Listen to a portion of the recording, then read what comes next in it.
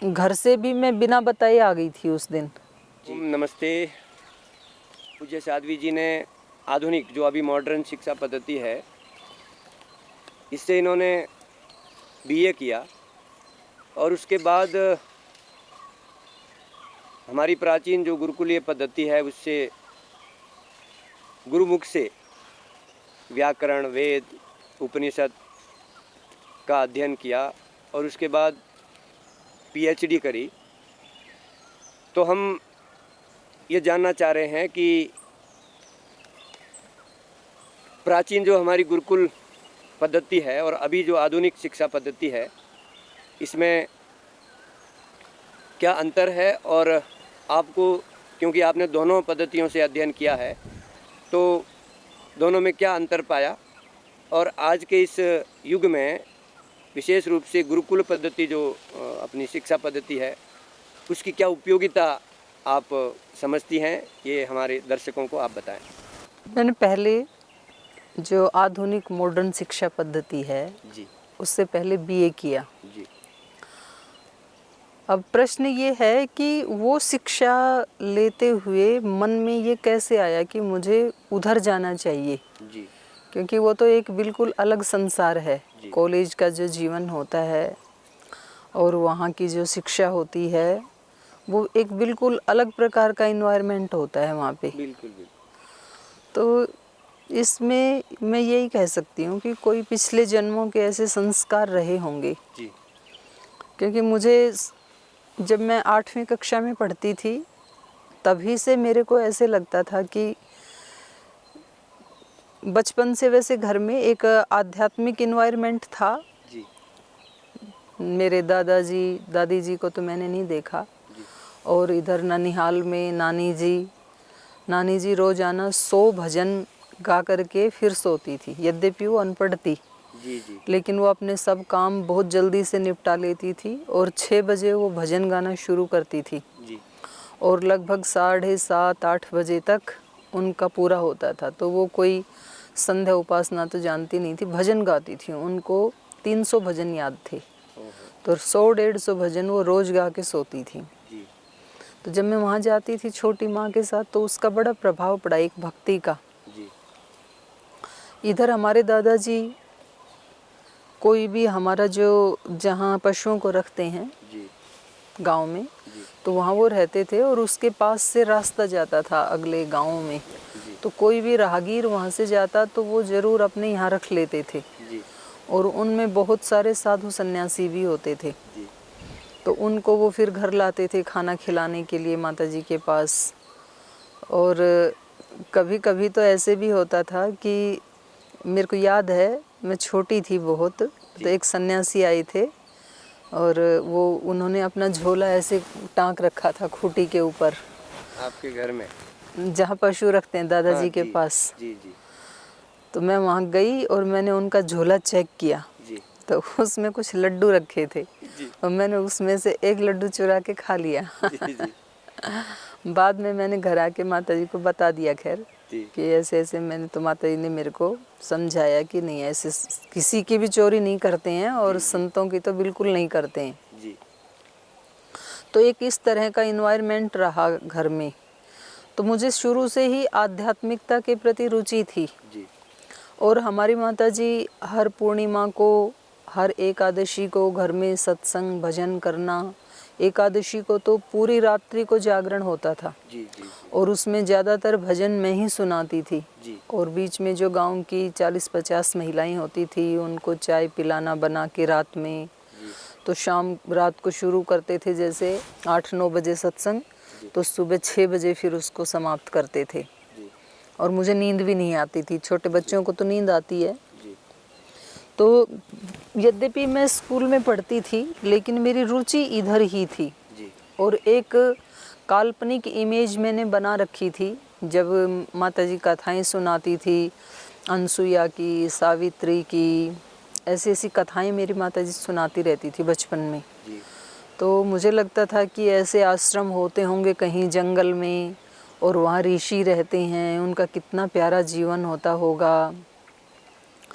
ऐसे धीरे धीरे वो एक छवि दिमाग में बन गई, वो कथाएं सुन सुन करके, और लगता था कि कभी तो मैं भी देखूं उनको, मैं भी वहाँ जाऊं जी और बड़ी होकर के मैं भी ऐसा जीवन जीऊं, ऐसे लगता था। जी लेकिन खैर वो बच्चों के मन में बहुत सारे विचार आते हैं, चले जाते हैं।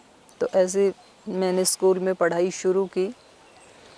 धीरे धीरे 10वीं कक्षा पास की, जी और जब मैं 11वीं में आई तो वहाँ गांव में बाहर नहीं भेजते थे लड़कियों को पढ़ने के लिए। जी लेकिन उस समय हमारे भाई साहब एमए कर रहे थे इंग्लिश से। जी तो इतने मतलब आज से लगभग 35 वर्ष पहले जी गांव में एमए करना, और वो भी इंग्लिश से तो बहुत बड़ी बात थी उस समय। जी जी तो भाई साहब कुरुक्षेत्र से एमए कर रहे थे, तो हमें लगता था कि कुरुक्षेत्र पता नहीं कहीं कोई विदेश में है या कहाँ पढ़ने गए हैं, एक ऐसा बना हुआ था माहौल। जी बिल्कुल, बाहर जाना होता नहीं था हमारा। तो माता जी ने कहा कि भाई अब इसकी शादी कर देते हैं, क्योंकि 2 बड़ी बहनें और भी थी घर में। जी उनकी 8वीं कक्षा, उस समय 8वीं का ही स्कूल था, 8वीं कक्षा पढ़ने के बाद शादी हो गई। जी मेरे समय में 10वीं का स्कूल बन गया था। जी तो माता जी ने कहा कि अब इसकी शादी कर देते हैं। तो हमारे भाई साहब ने कहा कि नहीं माँ, वो बड़ी जो बहनें थी वो जैसे भी आपने सोचा कर दिया, जी अब इसको मैं पूरा पढ़ाऊँगा, ये मेरी छोटी बहन है। जी और क्योंकि वो बाहर गए तो उन्होंने देखा लड़कियां भी पढ़ती हैं, तो माता जी ने कहा ना भाई, इतना तो खर्चा लगेगा, हमारे पास है भी नहीं, और हम क्या करेंगे, ये तो शादी करके कहीं चली जाएगी दूसरे घर में, और अकेले को बाहर नहीं और भेजेंगे। गांव से बाहर अब यहाँ तेरे पिता भी नहीं रहते, मेरे पिताजी रेलवे में थे, जी और तू भी चला गया पढ़ाई करने के लिए, जी तो नहीं भेज सकते। जी लेकिन फिर भी अच्छा, मेरी इच्छा थी पढ़ने की। जी मुझे बचपन से ना अध्यापिका बनने का शौक था। जी जी जी क्योंकि बचपन में हमारे आदर्श हमारी अध्यापिकाएं होती थी, और जी, तो जी। हमने किसी आदर्श को देखा नहीं। सही बात। तो हमें लगता था कि ये जो स्कूल में मैडम पढ़ाती हैं, ये सबसे ऊंची चीज़ है दुनिया की, मैं भी वैसी बनूं। तो मैं भी बड़ी बन के ऐसे ही बनूंगी, मास्टर नहीं बनूंगी, ऐसे लगता था। जी जी जी तो मुझे था कि मुझे थोड़ा पढ़ना चाहिए, जी दिमाग भी ठीक ठाक था। तो खैर वो भाई साहब के कहने से फिर 11वीं कक्षा में हमें नारनौल मैंने एडमिशन लिया। जी नारनौल का जो कॉलेज था वो गांव से 6 किलोमीटर था, तो रोज़ाना साइकिल पे 6 किलोमीटर जाना, 6 किलोमीटर आना, जी। बल्कि 7 पड़ जाता था, 14 किलोमीटर आना जाना रोज़ का। उस समय लड़कियों का साइकिल चलाना भी बड़ी बात थी। हाँ, वो मैंने चोरी छिपे साइकिल सीखी थी माता जी से, माता जी नहीं लेने देते थे। लेकिन जब मैं गई कॉलेज में तो वहाँ मैंने देखा कि जैसे 7-8 पीरियड होते हैं पढ़ाई के, अलग अलग सब्जेक्ट होते हैं। जी तो कोई लड़कियां 2 पीरियड पढ़ रही हैं, फिर उसके बाद वो कैंटीन में जाके पार्टी कर रही, खाना खा रहे हैं, कुछ समोसे खा रहे हैं, जी फिर कुछ बीच में ही मार्केट चले गए घूमने, फिर आके एक पीरियड अटेंड कर लिया। मतलब पढ़ाई का माहौल नहीं था वहाँ जी जी कि एकाग्र होके पढ़ा जाए। 1-2 पीरियड लगते थे, जी। उसमें भी कभी भाग जाते थे बीच में।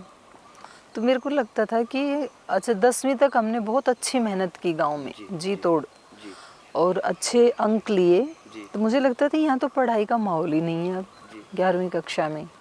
फिर भी जैसे तैसे उसी दौरान गुरुकुल खानपुर है हमारे पास में ही, घर के पास में ही, जी और उसकी स्थापना हमारे पूज्य गुरुदेव आचार्य प्रद्युम्न जी महाराज ने की थी, जी गुरुकुल से पढ़ करके, एटा गुरुकुल से पढ़ करके। जी तो वहाँ वर्ष में एक बार जलसा होता था गुरुकुल का, आर्य समाज का जलसा, वार्षिक उत्सव। तो उसमें हम जाते थे, मैं भाई साहब के साथ जाती थी उसमें, जी उससे जुड़े हुए थे। जी तो वहाँ मैंने महर्षि दयानंद की कथा कहानी सुनी दूसरे उपदेशकों के माध्यम से, कि इस तरह से बचपन से ही उनके मन में आध्यात्मिक विचार थे। बचपन में उन्होंने शिव की पूजा की, शिवरात्रि का व्रत किया, और मंदिर में जब रात को जागरण हो रहा था तो कैसे शिवलिंग के ऊपर एक चूहे ने आकर के सारा चढ़ावा खा लिया, मलमूत्र किया, और दिन में उसको, बच्चे को, मूल शंकर को ये बताया गया था कि ये जो शिव हैं ये हमारे रक्षक हैं, पोषक हैं, दाता हैं।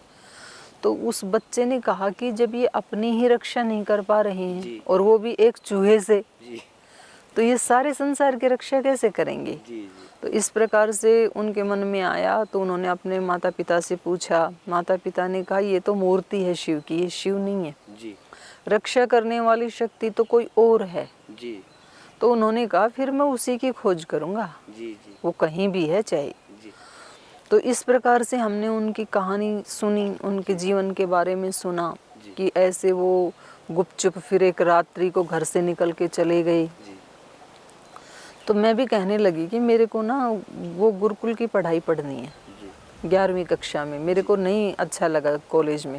जी और फिर भाई साहब आए तो उनको भी मैंने बताया कि मुझे तो महर्षि दयानंद वाली पढ़ाई पढ़नी है। जी तो उनको लगता था इसको तो गुरुकुल में ले जाना उल्टा पड़ गया। जी तो माता जी कहती मैं तेरे को कह रही थी ना इसकी शादी कर दो। जी तो भाई साहब ने कहा कोई बात नहीं। फिर उन्होंने समझाया कि कोई बात नहीं, आप 12th तक पढ़ो यहाँ, जी फिर आपको गुरुकुल में शास्त्री करवा देंगे हम।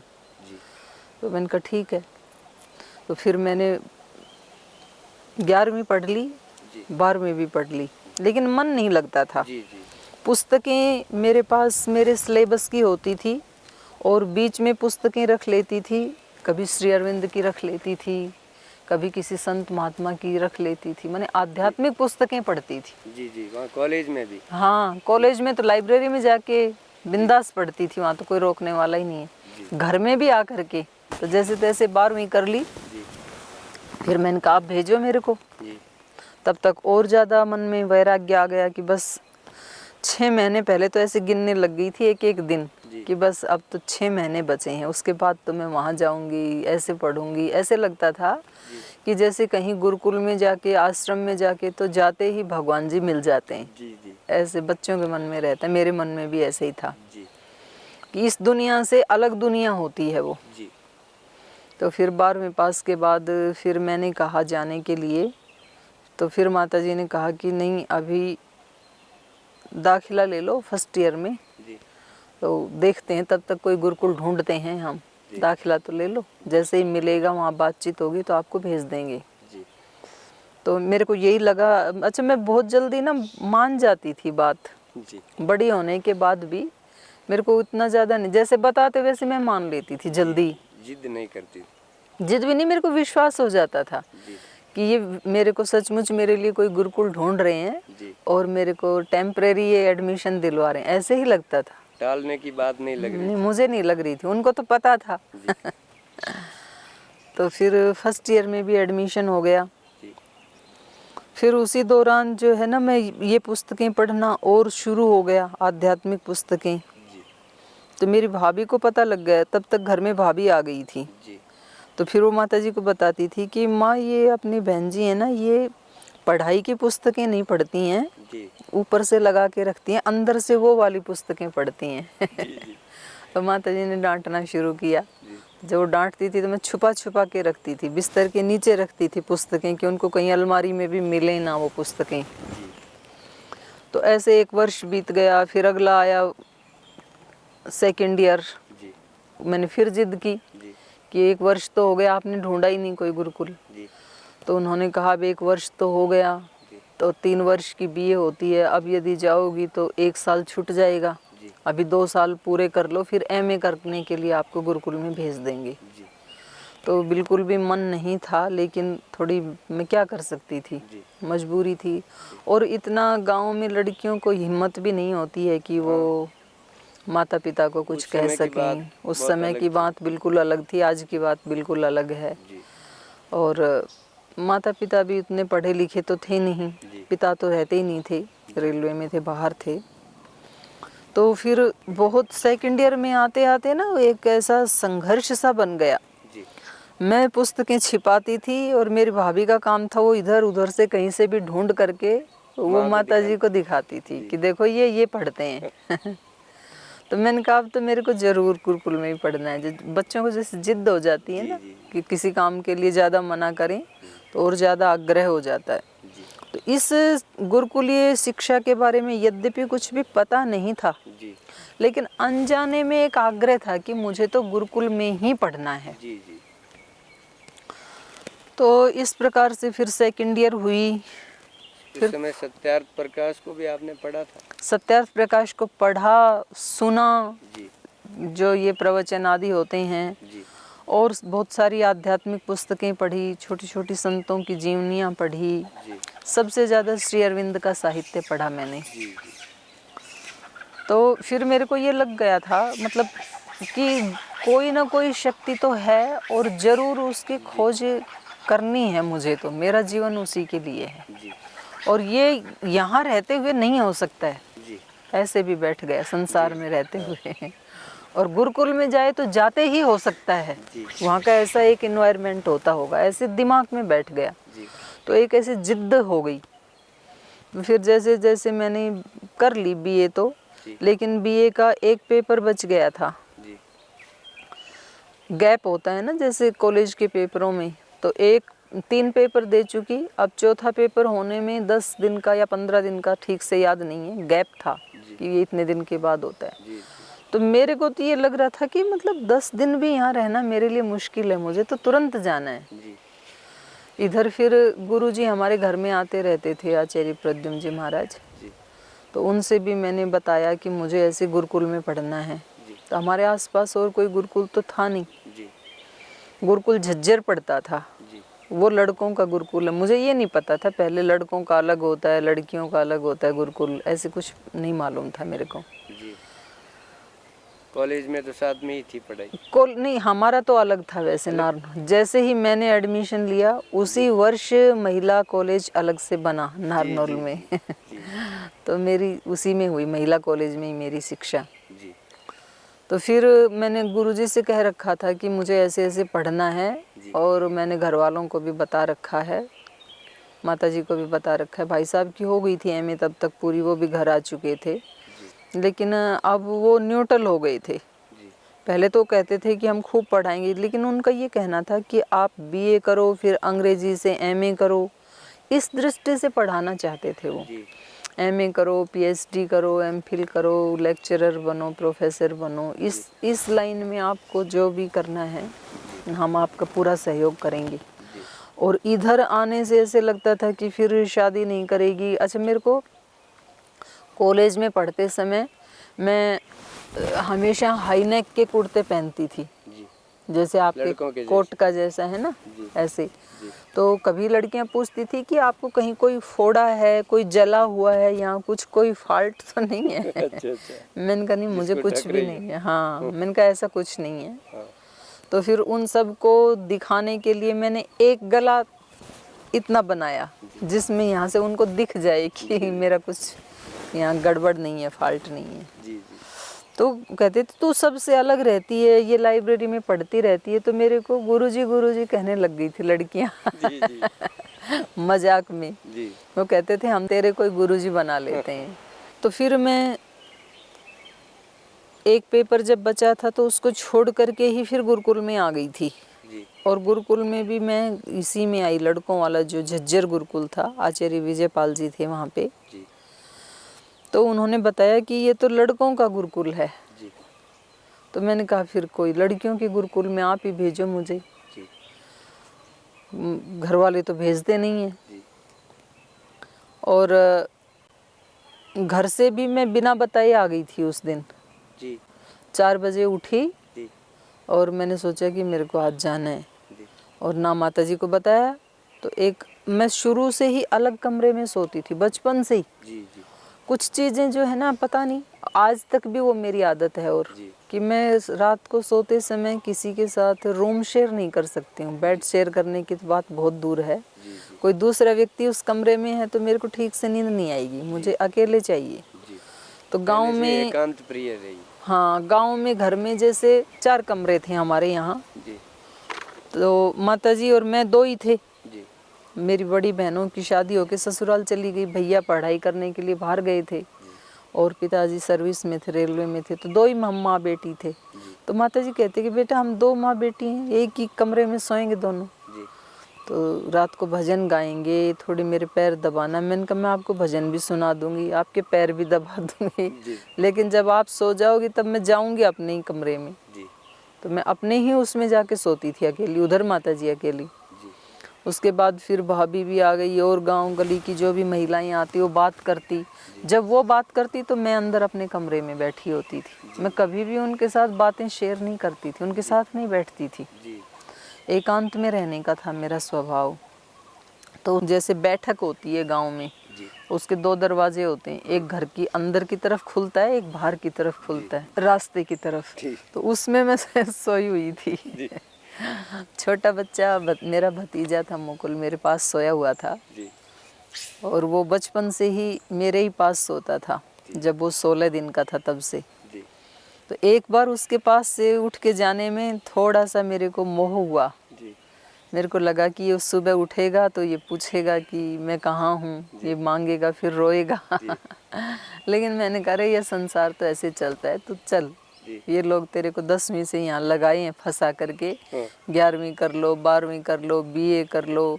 अच्छा, अभी बीए होते ही हल्की फुल्की माताजी चोरी छिपे चर्चाएं करने लगी थी कि कोई लड़का देखो, शादी करेंगे ऐसे। और वो उस समय कुछ जैसे जो भी अच्छे कपड़े होते, अच्छी साड़ियाँ होती तो उनको रखती थी, ये इसके दहेज में दे देंगे ऐसे। तो मैं बोलती थी, माता जी क्यों रख रही है, मेरे तो किसी काम के हैं नहीं। तो माता जी कहती थी कि तू, तेरे से कौन पूछ रहा है, तुझे नहीं समझ में आएगा, तो क्यों इंटरव्यू, तो अपनी पढ़ाई कर। तो मैं कहती अच्छा ठीक है। फिर धीरे धीरे माता जी ने गले का वो चेन बना दी, कानों के बना दिए, झुमकी की धीरे धीरे बनाएंगे, एक साथ बनाने में जोर पड़ेगा। तो मैं कहती आप ये क्यों बना रहे हो, मेरे काम के नहीं है, मुझे नहीं पहननी। तो माता जी कहती कोई चर्चा नहीं घर में, कोई शादी की, तो क्यों बोलती है ऐसे, तो अपने पढ़ाई कर, फालतू की बातें क्यों। मैं फिर चुप हो जाती। तो मेरे को धमका देते थे, तो उन थोड़ी तैयारी में तो लग गए थे, लेकिन वो तो फिर मैंने उस दिन 4 बजे में निकली घर से और सीधा, उससे पहले मैं कभी भी कहीं अकेली कॉलेज के अलावा कहीं गई नहीं थी और बस में बैठ के तो कहीं नहीं गई थी। तो फिर वो बस स्टैंड पे जाते ही मिल गई मेरे को और मैं वहाँ चली गई रेवाड़ी, रेवाड़ी से गुरुकुल झज्जर। वहाँ मैंने आचार्य जी को कहा, मैंने कहा मुझे तो गुरुकुल में पढ़ना है। तो उन्होंने देखा कि ये अकेली है, तो भाई गुरुकुल में पढ़ना है तो कोई तो आएगा ना घर से। तो मैंने बताया मैं नहीं बता के आई किसी को भी। तो उन्होंने फिर आज हमारे जो गुरुजी हैं आचार्य प्रद्युम्न जी, उनको फ़ोन किया, क्योंकि प्रेरणा तो वही देते रहते थे ना, घर में आना जाना भी था। उन्होंने उनको बताया कि ऐसे ऐसे ये यहाँ आ गई हैं और गुरुकुल में पढ़ना है, ये जिद कर रही हैं, तो हम इनको लोहा कला गुरुकुल लेके जाते हैं। झज्जर से लगभग 1 घंटा लगता था। तो एक वानप्रस्थी थे वहाँ पे, वो अपनी उस पे बाइक पे बिठा के फिर मेरे को लोहा कला गुरुकुल में छोड़ के आई। वहाँ 300 लड़कियाँ पढ़ती थी उस समय। बड़ा गुरुकुल था, हरियाणा बहादुरगढ़। तो वहाँ जाके मेरे को लगा कि हाँ मंजिल मिल गई है, जिसके लिए मैं इतने दिन से लालाई थी। ये कुछ नहीं पता कि वहाँ सब श्वेत वस्त्रों में कन्याएं, और फिर मेरे पहुँचने के थोड़ी देर बाद ही शाम को संध्या का समय हो गया, तो उनका वो मैंने मंत्र पाठ सुना, तो बहुत अच्छा लगा मेरे को वहाँ का इन्वायरमेंट। इधर घर में माता पिता, इनको पता लगा, बड़े परेशान हुए। इधर से इनको गुरुजी को पता लगा, फिर खैर उन्होंने बता दिया था कि वहाँ पहुँच गई। तो ये लोग फिर उस दिन तो नहीं आ पाए, अगले दिन सुबह आए मेरे पास। तो फिर वहाँ पे मैंने अष्टाध्यायी याद की पहले तो। यद्यपि यहाँ मेरे पास बीए में एक सब्जेक्ट संस्कृत भी था। तो माता जी मान गई? ना कहाँ मान गई, सुनो तो 90 से अबाउ मेरे को नंबर आते थे संस्कृत में हमेशा। मुझे लगता था मुझे बहुत अच्छी संस्कृत आती, और वहाँ जाते ही जो अष्टाध्यायी मेरे हाथ में दी तो मुझे उच्चारण करना भी नहीं आता था। तो यहाँ की संस्कृत और गुरुकुल की, 90% कॉलेज में भी और स्कूल में भी 90 से अब कभी 96, 97, 95 ऐसे आते थे। तो मुझे लगता था कि मुझे, क्योंकि वहाँ तो बहुत हल्की संस्कृत होती है, शब्द रूप धातु रूप, और वहाँ जाते ही हाथ में अष्टाध्यायी पकड़ा दी। तो मुझे लगा कि भाई ये तो आ तो गई, पर यहाँ तो मेरे पैर पंजे जमेंगे नहीं, ये तो इतनी बड़ी। और फिर ये बताया कि पहले इसको याद करो, कंठस्थ करो। तो भाई जिस चीज़ का अर्थ ही नहीं आता उसको कैसे याद करें, पहले उसका अर्थ तो आए। तो आते ही स्वामी जी बोलते हैं ना, अष्टाध्यायी कष्टाध्यायी, ऐसे ही बोला जाता है गुरुकुल में, कष्टाध्यायी बोलते हैं। जी। तो उसको पहले तो बोलना ना आए, हाँ। उच्चारण करना ना आए, और फिर आए तो उसको बड़ी मुश्किल से याद करें। 20-25 सूत्र, कभी 30 सूत्र याद करें। आज मुश्किल से याद किया, कल भूल जाएं उसको, वो याद ही ना रहे, क्योंकि जिसका अर्थ नहीं आता है तो कैसे याद रहे, और वो भी इतनी बड़ी उम्र में। जी। तो खैर वहाँ आकर के आई उन ड्रिल ए ओ गैया उच है और टलणियम गणनम झभय घटदश जब घटदश खप चटते चटतव कपयस सर हलिति प्रत्याहार सूत्राणी, ऐसे रटना शुरू किया। जी। अच्छा, वहाँ पर मैं बीए करके गई थी, उनको पता था। जी। और वहाँ शुरू से ही वो गुरुकुल माने प्रथम कक्षा से ही वो लेते हैं। जी। तो 8वीं तक कक्षा के जो बच्चे थे उनको पढ़ाने की मेरी ड्यूटी लगा दी उन्होंने, जी। कि हमें एक अध्यापिका मिल गई। क्योंकि मेरे पास, मुझे लगता था फीस आदि तो है नहीं देने के लिए, घर से मैं बिना बता के आई हूँ, तो चलो मैं अपनी सेवा करके अपनी पढ़ाई कर लूँगी। तो मैं सुबह 3 बजे उठ करके 3 बजे से 4 बजे तक 1 घंटा याद करती थी। 4 बजे सब उठ जाते थे। उसके बाद फिर मंत्र पाठ, फिर स्नान आदि, फिर यज्ञ, संध्या। और वहाँ पर गायें थी, 6-7 गायें दूध देती थी। गाय 14-15 थी, उसमें से 6 या 7 गायें दूध देती थी। और दूध निकालना एक ही लड़की को आता था वहाँ पे। तो फिर जैसे यहाँ मेरी माताजी को पता लगा, तो अगले दिन माताजी गई गुरुकुल में और उनको आचार्य जी को बताया कि हमारा तो पूरा घर ही चौपट हो गया, इसी की महिमा थी। और हमारे यहाँ तो एक गाय है, उसका दूध भी ये निकालती थी। अब वो गाय भी ऐसे ही खड़ी है उसका दूध किसी को निकालना नहीं आता। तो आचार्य जी को पता लग गया कि इसको दूध भी निकालना आता है। अरे वाह। तो अगले दिन से 3 गायों का दूध निकालने की मेरी ड्यूटी शुरू। तो फिर गायों का दूध दोना, फिर उसके बाद 8 घंटे पढ़ाना। वो सुबह 9 बजे से 4 बजे तक विद्यालय लगता था, तो मेरी वहाँ ड्यूटी पढ़ाने में शाम को फिर से यज्ञ हवन करवाना, उसमें मेरी ड्यूटी लगा दी। वो हवन बड़ा करते थे वहाँ, 2 घंटे का लगभग वेद पाठ चल रहा था उस समय। तो खैर कहने का ये है कि मेरे को 1 सेकंड का भी टाइम नहीं मिलता था, सुबह 3 बजे से लेकर के रात को 9 बजे तक। और इधर से मानसिक रूप से परेशानी आ तो गई, फिर माताजी आके बहुत रोने लगे और बोले मैं छोड़ूंगी नहीं, मैं तो लेके जाऊंगी। तो खैर एक बार वो मेरे को वापस लेके भी गए घर, अगले दिन आकर के ना। वो बहुत ज़ोर से बिलख रही थी, रो रही थी माताजी। तो जो हमारी आचार्य थी उन्होंने कहा वीरा तू जा, एक बार घर जा और फिर आराम से आ जाना, रख लेंगे। भाई साहब भी साथ आए माताजी के, तो उन्होंने कहा तू एक बार घर चल, क्योंकि वहाँ गांव में सब ऐसे कह रहे हैं कि तो लड़की भाग गई, पता नहीं कहाँ गई। अच्छा, वहाँ कोई गुरुकुल जानता भी नहीं है, आसपास कोई गुरुकुल था भी नहीं। हमारे ये खानपुर था, उसमें कुछ लड़के सन्यासी रहते थे। तो बोले पूरे ऐसे माहौल ख़राब हो गया वहाँ पे। तो मैं आ गई, फिर भेजा तो उन्होंने। मतलब इतनी शालीन लड़की थी कि मैं कभी ऐसे मतलब रास्ते में जाते समय ना आंखें ऊपर उठा के भी नहीं देखती थी, इधर उधर भी नहीं देखती थी, अपने काम से काम।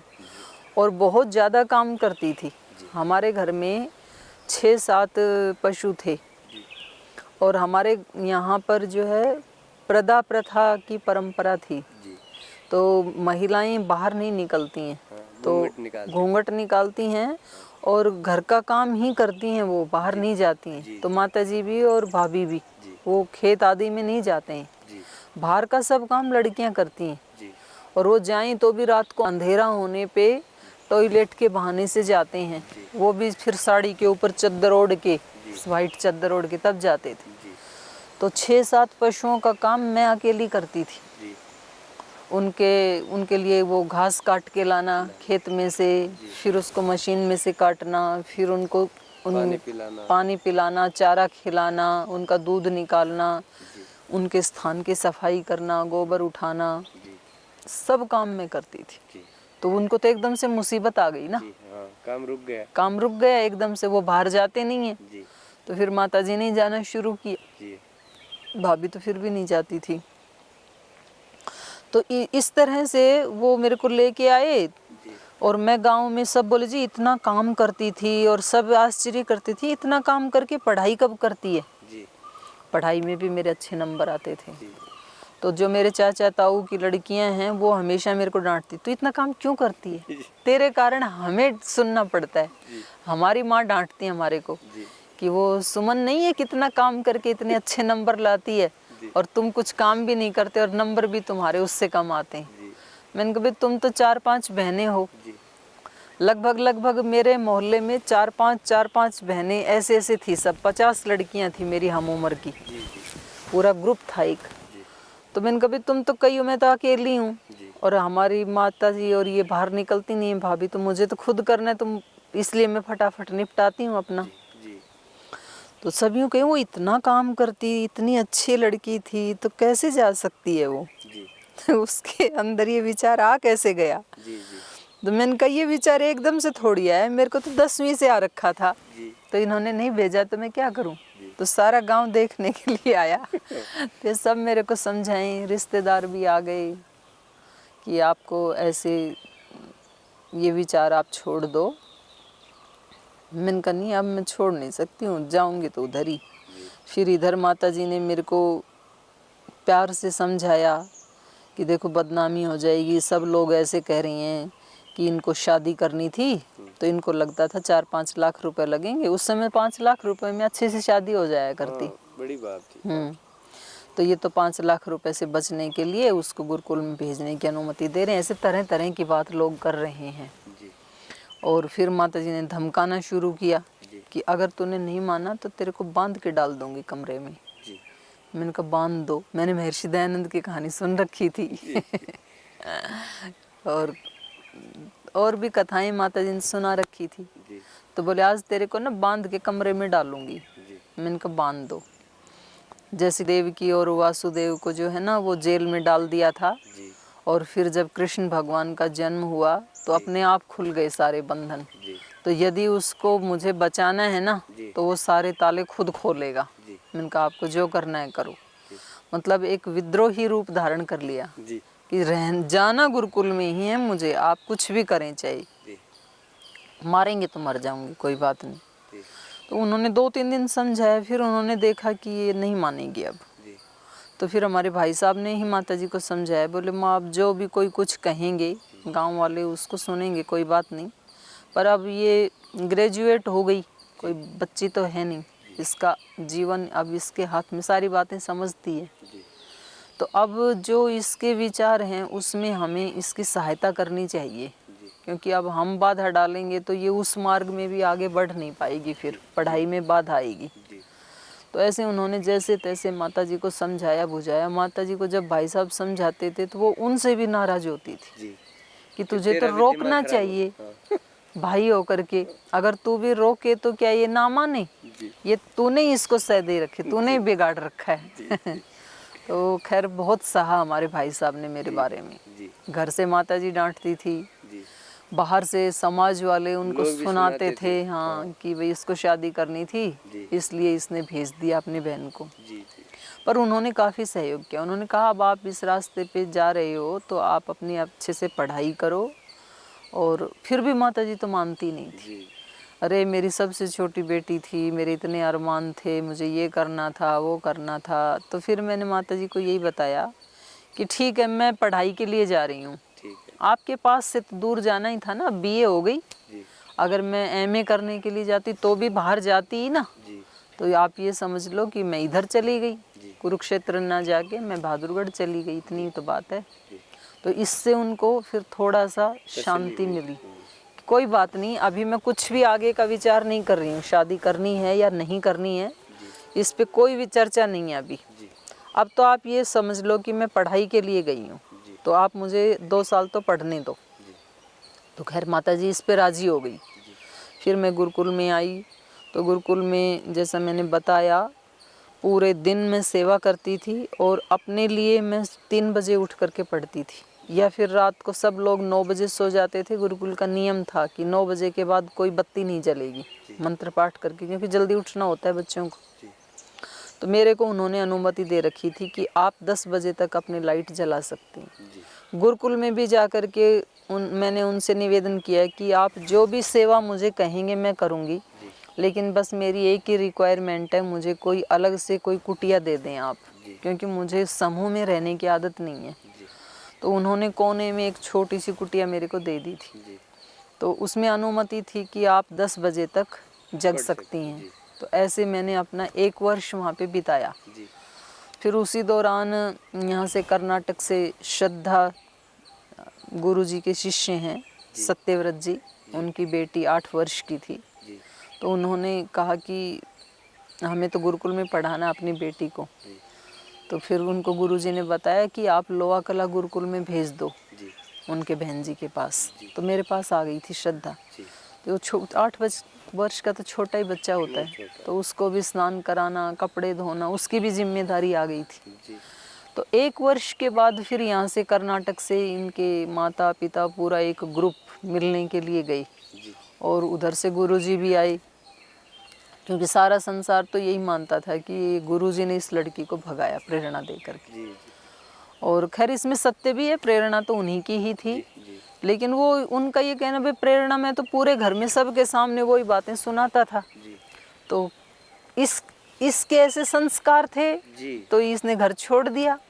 बाकी ने सुन करके भी घर नहीं छोड़ा, वो घर में ही है, तो मैं क्या करूं। तो वो भी मिलने के लिए आए फिर।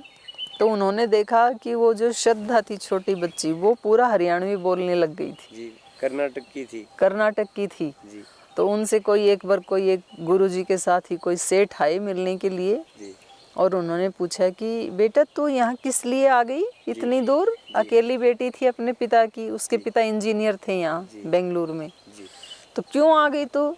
तो उसने कहा मैं तो पढ़ने ताई आ रही हूँ। गुरुजी ने देखा रे ये तो कर्नाटक की बेटी हरियाणवी बन गई। उल्टा हो गया ये तो। इनका तो उच्चारण भी, भाषा भी सब चेंज हो गए। हाँ। फिर मेरे को जो पढ़ना था, जो मेरा लक्ष्य था, वो भी वहाँ नहीं पूरा हो पा रहा था, क्योंकि 300 लड़कियाँ हैं और अकेले में मुझे टाइम नहीं मिल रहा था। जी उन्होंने कहा कि आप किसी भी क्लास में बैठ जाओ, जी BA MA शास्त्री कहीं भी, जो आपको अनुकूल पड़े। तो मैंने कहा मैं परीक्षाएं तो पहले ही छोड़ के आई हूँ। जी लेकिन फिर भी उन्होंने कहा कि एक ही पेपर बचा है तो वो तो दे दो। तो मैंने जाके दे दिया था BA का, तो BA तो हो गई क्लियर। जी फिर उसके बाद हम यहाँ आए शांति धाम गुरुकुल में। जी। यद्यपि वो गुरुकुल था नहीं उस समय। किस वर्ष की बात है ये? ये है 92 की।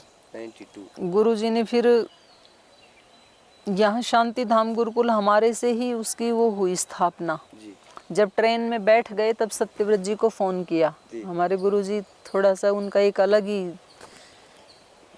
मतलब वो ज़्यादा योजना बना के नहीं चलते हैं। जी जी तो ट्रेन में बैठने के बाद उन्होंने सत्यव्रत जी को फ़ोन किया कि एक नया गुरुकुल शुरू करना है जी और हम यहाँ से चल पड़े। जी तो उन्होंने कहा यहाँ से चल पड़े, आप तो परसों पहुँच जाएंगे, तो रातों रात थोड़े गुरुकुल बनता है। जी ज़मीन खरीद ली गई थी यहाँ, बेंगलुरु से 90 किलोमीटर दूर है ओम शांति धाम, जी मेकेघाट संगमा के पास, जी जी कावेरी के तट पर। कावेरी के तट पर।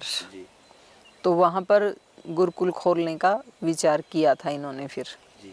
तो भी हम 2 महीना तो फिर बेंगलुरु के जो वीवीपुरम में आर्य समाज मंदिर है जी वहाँ हम रुके, और 2 महीने में हल्की फुल्की टिन डाल के हमारे लिए एक 10 बाई 15, एक 10 बाई 10 2 कुटियाँ वहाँ पे बनी। जी तो वहाँ फिर मैंने 3 वर्ष अष्टाध्यायी के बाद प्रथमावृत्ति काशी का वहाँ तक अध्ययन किया। जी गुरुजी भी इधर ही आ गए थे। और जब काशी का पूरी हो गई थी 3 वर्ष के बाद, क्योंकि उधर गुरुकुल खानपुर में भी गुरुजी अकेले ही वहाँ के संस्थापक व्यवस्थापक सब वही देखते थे, तो वहाँ भी दिक्कत आने लगी। तो उन्होंने कहा कि मुझे तो अब जाके गुरुकुल संभालना पड़ेगा, वहाँ पे काम नहीं चल रहा है।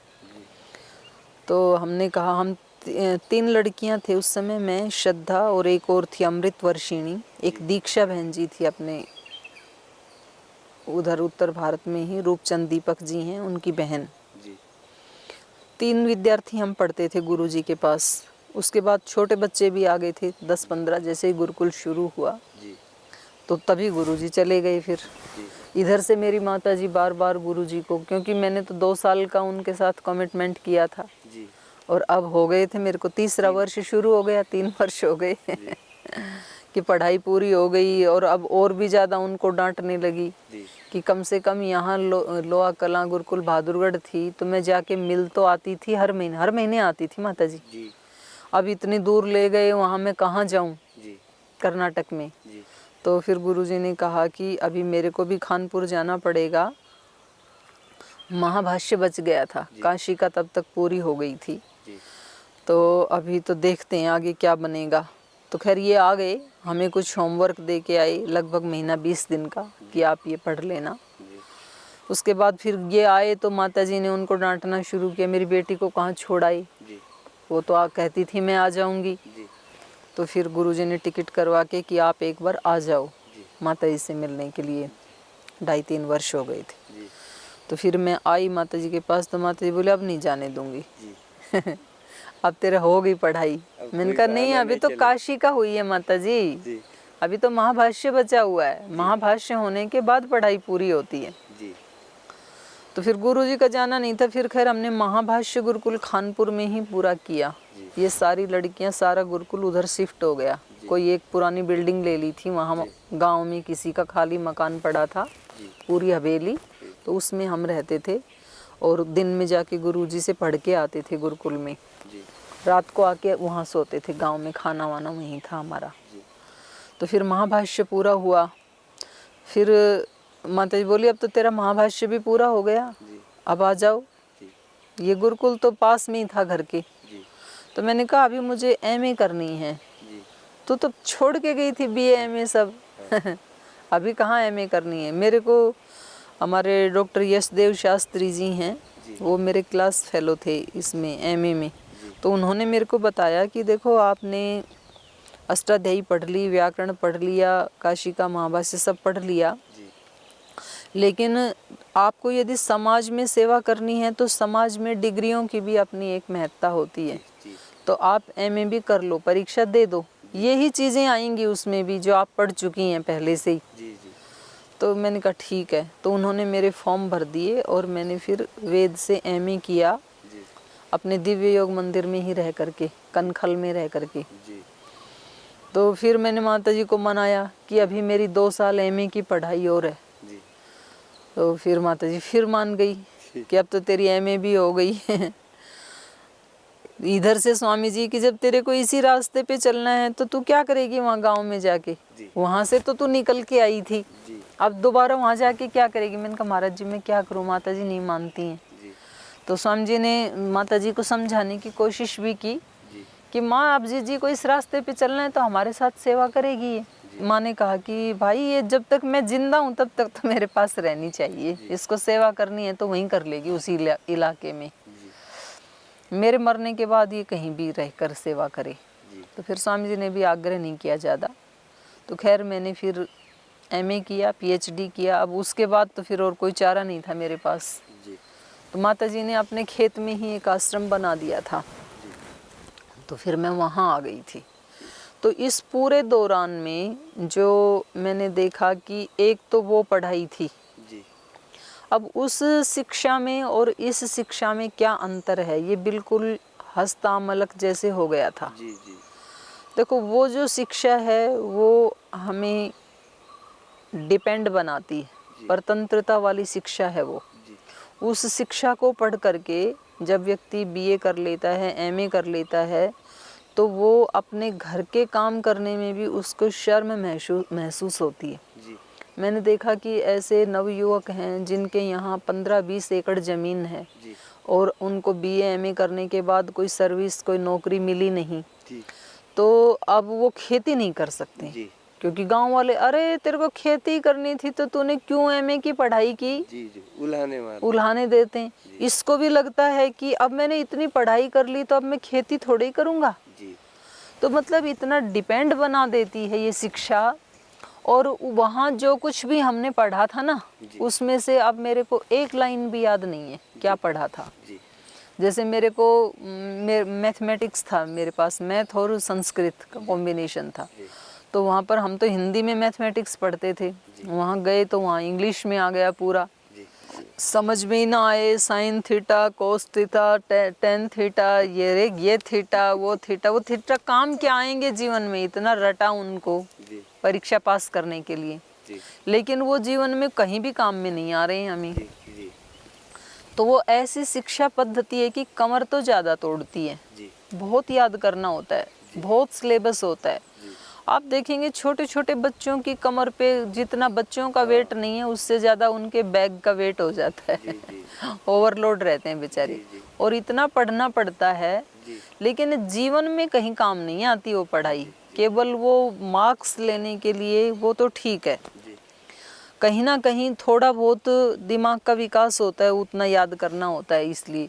लेकिन ये भी पहले था, अभी तो उस शिक्षा पद्धति को भी मतलब और ज़्यादा स्पॉइल करने की कोशिश की है। जी अब तो कहते हैं कि बच्चों को कुछ याद करवाना नहीं, जी या पेपरों की स्टाइल ऐसी बना दी कि आप ओनली टिक मार्क करो, आपको कुछ याद नहीं करना, जी और उससे बच्चों के अच्छे अच्छे मार्क्स आ जाते हैं। जी और वो मार्क्स का आप करें क्या, उस मार्क्स से कोई सामान नहीं आता है बाजार से, जी उस मार्कशीट का क्या करें, नौकरी कहीं नहीं मिलती है, और मन में मतलब ये आ जाता है कि मैं तो पढ़ा लिखा हूँ। जी तो वो शिक्षा पद्धति जो है ना, वो हमें ना तो शारीरिक रूप से बलवान बनाती है, ना मानसिक रूप से बनाती है, ना आध्यात्मिक रूप से बनाती है, और सामाजिक रूप से भी उसका समाज को विकसित करने में कोई बड़ा ऐसा योगदान मुझे नहीं लगता है। जी तो महर्षि दयानंद के जो शब्द हैं सत्यार्थ प्रकाश में, जी उन्होंने, मैंने पहले भी पढ़ा था जी और उसको अभी तो मैंने अनुभव भी किया। तो उन्होंने एक शब्द, एक लाइन लिखी है वहाँ पे कि आधुनिक शिक्षा पद्धति से पढ़ाई करना जी वो ऐसा ही है जैसे खोदा पहाड़ निकली चूहिया। इतना बड़ा पहाड़ खोदा, काटा, इतनी मेहनत की, जी और लास्ट में एक चूहिया निकली वहाँ से, तो उसका क्या करें। जी और ये जो आर्ष पद्धति वाली जो शिक्षा है, गुरुकुलीय शिक्षा पद्धति है, ये ऐसा है कि समुद्र में एक डुबकी लगाई जी और मोती की मुट्ठी भर के लाई, जी तो मतलब तुरंत इतना लाभ होता है, कम पुरुषार्थ उपलब्धि ज़्यादा। ज़्यादा और वो वाली शिक्षा पद्धति ऐसी है, पुरुषार्थ बहुत ज़्यादा और उपलब्धि ना के बराबर, बहुत कम। जी और ये मैंने देखा भी, क्योंकि यहाँ यदि आपने गीता का एक श्लोक भी याद किया जी तो वो श्लोक आपको 10 जगह जीवन में बचाएगा। जी वहाँ पर आपने पढ़ा यदि कि आपका केवल कर्म के ऊपर ही अधिकार है, जी कर्मण्येवाधिकारस्ते मा फलेषु कदाचन, इतनी पंक्ति आपने याद की। अब ये पंक्ति आपको जीवन में 50 जगह काम आएगी। जी जहाँ जहाँ भी कहीं आसक्ति होगी, आप परेशान होंगे, दुखी होंगे, टेंशन में होंगे, ये पंक्ति आपको याद आएगी। भाई मेरा काम है अपना कर्म करना, जो आगे ईश्वर दे रहा है। और एक और बात देखी, ये जो मॉडर्न शिक्षा पद्धति है, इसमें बच्चों में कंपटीशन की भावना इतनी फूट फूट के भर दी जाती है, प्रतिस्पर्धा। जी जी मैं अभी 2-3 साल पहले राजस्थान में गई, कोटा, तो वहाँ मेरे को उन्होंने बताया, मेरा एक उन्होंने लेक्चर रखा वहाँ पे, उन्होंने बताया जी हर वर्ष हजारों बच्चे आत्महत्या कर लेते हैं, हजारों नौजवान कंपटीशन में, क्योंकि अगले बच्चे का रैंक आ गया, इसका नहीं आया, मार्क्स इसके अच्छे हैं, रैंक नहीं आया, तो इसको लगता है यदि मेरा रैंक नहीं आया तो आगे तो मेरे लिए तो कोई मतलब चांस ही नहीं है जीवन में आगे बढ़ने का। और निराश हो जाता है, बिल्कुल निराश हो जाते हैं वो कि अगले का रैंक आ गया, मेरा नहीं आया, तो मैं तो किसी लायक नहीं रहा अब। और माता पिता ने कितने मुश्किल से पैसे जोड़ जोड़ के मुझे यहाँ भेजा था, ऐसा करके बच्चे आत्महत्या कर लेते हैं। तो मैंने उनको बताया भाई एक रैंक नहीं आया, तुम्हारे लिए उड़ान भरने के लिए इतना अनंत आकाश है, खुला आकाश है, आप ऐसे क्यों मानते हैं, आप कुछ भी कर सकते हैं। तो यहाँ और वो रैंक आने के बाद भी, सर्विस मिलने के बाद भी, इस शिक्षा पद्धति से पढ़े हुए लोगों में मैंने IAS को आत्महत्या करते हुए देखा, IPS को देखा, बड़े बड़े डॉक्टर्स को देखा कि उन्होंने रात में जहर खा लिया। मतलब वो जीवन की समस्याओं को फेस नहीं कर पाई, जिन पर पूरे समाज की, जिले की जिम्मेदारी होती है। पूरे जिले की जिम्मेदारी थी। इतनी मेहनत करके इस पद पे जो आसीन हुए थे, जी आईएएस बने थे, जी तो उन्होंने वो जो शिक्षा पद्धति थी उसने वो शब्द याद करने तो सिखा दिए, जी लेकिन जीवन की समस्याओं को फेस करना उस पद्धति ने नहीं सिखाया। जी जी तो ये बहुत बड़ी वीकनेस है उस शिक्षा पद्धति की। जी उस माने उस शिक्षा पद्धति में उनको गोल्ड मेडल मिला, जी गोल्ड मेडलिस्ट थे, जी लेकिन जब जीवन की परीक्षाएं सामने आई जी तो वो मेडल तो क्या, मिट्टी का मेडल भी नहीं ले पाए, जी, जी। उसको फेस नहीं कर पाए, जी, जीवन से ही हाथ धो बैठे। जी जी और इधर जो गुरुकुलीय शिक्षा पद्धति से जो लोग पढ़े हैं, जी आज तक एक भी ऐसा उदाहरण नहीं है कि कभी किसी ने आत्महत्या की हो, जी जी क्योंकि ये टफ बनना सिखाती है जी। ये शिक्षा पद्धति। माने जैसे कहते हैं ना कि रफ एंड टफ, जी जी आत्मबल इसमें। तो रफ तो खैर नहीं बनना चाहिए, व्यक्ति को स्ट्रॉन्ग तो बनना चाहिए। वहाँ पर व्यायाम, प्राणायाम, ये सर्वांगीण विकास की पद्धति है गुरुकुलीय शिक्षा पद्धति। वो कहते हैं आप सुबह सुबह उठ करके व्यायाम करो, प्राणायाम करो, फिर ध्यान करो।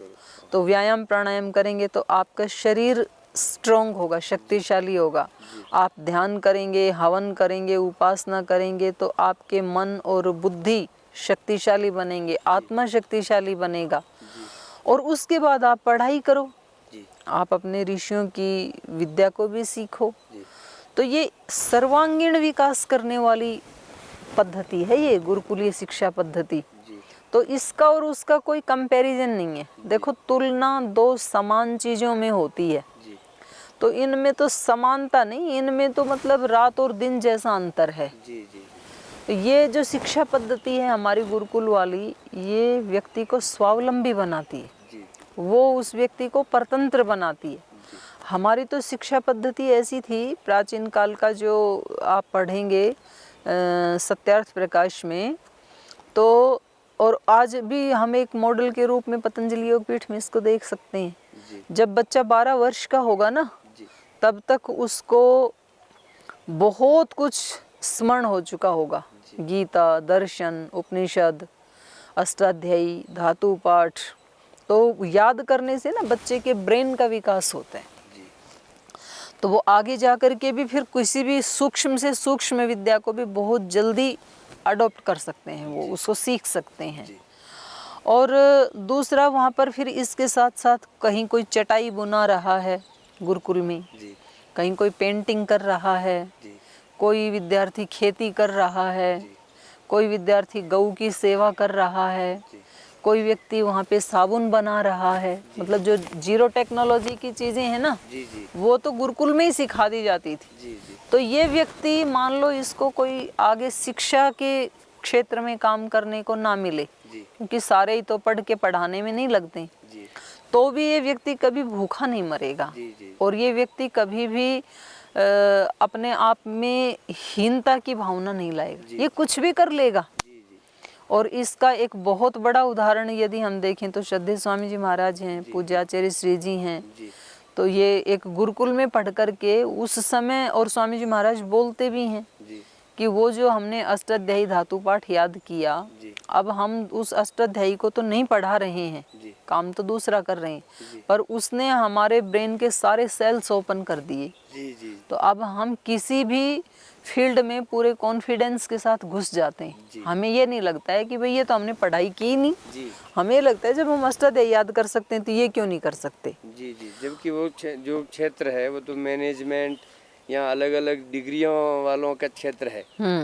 एक गुरुकुल का विद्यार्थी या एक साधु संत तो ऐसा तो कर उसको नहीं पाते हैं, ऐसा हाँ, लोगों की मानसिकता है। हेजिटेशन होता है। जी खुद गुरुकुल वालों को भी कभी ऐसे लग जाता है कि पता नहीं हम उस दुनिया में सक्सेस होंगे कि नहीं। जी लेकिन जिसने वो शिक्षा पद्धति अच्छे से आत्मसात की है, जी वो झाड़ू लगाने में भी शर्म नहीं करता है, जी वो रोटी बनाने में भी उसको शर्म नहीं आती, जी वो किसी भी काम को छोटा नहीं समझता है जी और किसी भी काम को बड़ा नहीं समझता है जी कि ये तो बहुत बड़ा है, मैं कैसे कर पाऊंगा, ऐसा नहीं लगता है उसको। जी उसको लगता है कि जो भी काम मेरे सामने आएगा, उसकी आत्मा का विकास इतना हो चुका होता है जी कि मेरे सामने जो भी कार्य आएगा जी वो मेरे सामने टिक नहीं सकता है। जी फिर इसके साथ साथ जो गुरुकुल की शिक्षा पद्धति है, उपनिषदों में आता है, तैत्तिरीय उपनिषद है एक, जी तो उसमें शिक्षावल्ली है। जी तो कहाँ से शिक्षा शुरू की जाए, जी तो वहाँ वर्ण उच्चारण से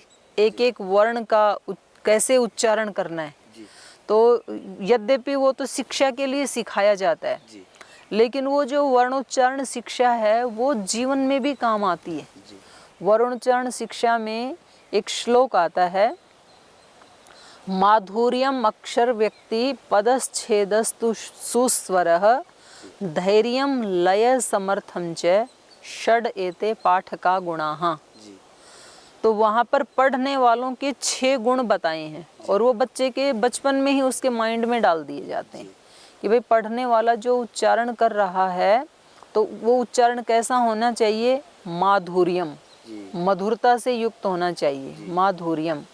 अक्षर व्यक्ति, जी वो अक्षर बिल्कुल स्पष्ट हों जी जो आप बोल रहे हैं, जी माधुर्यम अक्षर व्यक्ति। पदच्छेद, जी जो कठिन शब्द आए तो उनको विच्छेद, संधि विच्छेद करके बोलो। जी पदच्छेदस्तु सुस्वर, जी अच्छे स्वर में बोलो। जी आपका स्वर बहुत ऊंचा भी नहीं होना चाहिए कि सुनने वाले को बुरा लगे, जी और बिल्कुल अनुदात्त भी नहीं होना चाहिए कि दूसरे को सुने ही नहीं। जी आपका मध्यम स्वर होना चाहिए, सुस्वर होना चाहिए। जी माधुर्यम अक्षर व्यक्ति पदच्छेदस्तु सुस्वर है। धैर्यम, जी जब भी बोलो तो धैर्य पूर्वक बोलो, हड़बड़ाहट में मत बोलो। जी धैर्यम लय समर्थम च, एक लयबद्धता होनी चाहिए, एक रिदम होना चाहिए आपकी बात में। जी ऐसा ना हो कि एक शब्द बोल के फिर आप रुक गए, 30 सेकंड पोज, जी तो अगला, या इतना फास्ट बोल रहे हैं अगला समझे ही नहीं। जी तो ये 6 गुण बच्चे को सिखाए हैं, जी लेकिन ये 6 बोलने की जो शालीनता है, जो ये बोलने की पद्धति है, जी ये जीवन भर काम आती है। जी क्योंकि जब बचपन में उसने ये सीख लिया तो वो जीवन भर ऐसे ही बोलेगा। तो वहाँ से शिक्षा पद्धति शुरू होती है, जी वर्णोच्चारण शिक्षा से।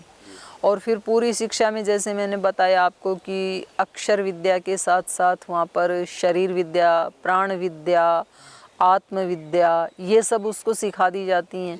उसके बाद कुछ टेक्नोलॉजी की, जो जीरो टेक्नोलॉजी की शिक्षा है, वो हमारे गुरुकुलों में ही दे दी जाती थी। जी जी और फिर उसके बाद जब वो वापस आता है जी गुरुकुल से पढ़ कर के, तो कैसे उसको समाज में व्यवहार करना है, जी तो वो भी उसको वहीं सिखाया जाता था। जी। धन्यवाद दर्शकों, आपने अभी तक पूज्य साध्वी जी को सुना और उन्होंने आधुनिक शिक्षा पद्धति और एक गुरुकुलीय शिक्षा पद्धति के बारे में विस्तार से बताया। और बताने के पीछे एक विशेष बात ये भी है कि इन्होंने आधुनिक शिक्षा प्राप्त करके, ग्रहण करके, और फिर इसको जो हमारी गुरुकुलीय पद्धति है इसमें इन्होंने खुद अध्ययन किया और फिर इसको अपने जीवन में आत्मसात करके कई विद्यार्थियों को इन्होंने पढ़ाया है और प्रैक्टिकल में जीवन में इसको अनुभव करके कई जानकारियाँ हमें दी। और अगले एपिसोड में हम लोग बहुत सारी इसकी उपयोगिता के बारे में, जैसे अपनी जो आधुनिक शिक्षा है और गुरुकुल पद्धति है, उस दोनों का अंतर है वो भी तो इन्होंने बताया, और इसकी उपयोगिता के बारे में अगले एपिसोड में हम आपसे रूबरू होंगे। नमस्कार। ओम शांति शांति शांति। श्री गुरुभ्यो नमः।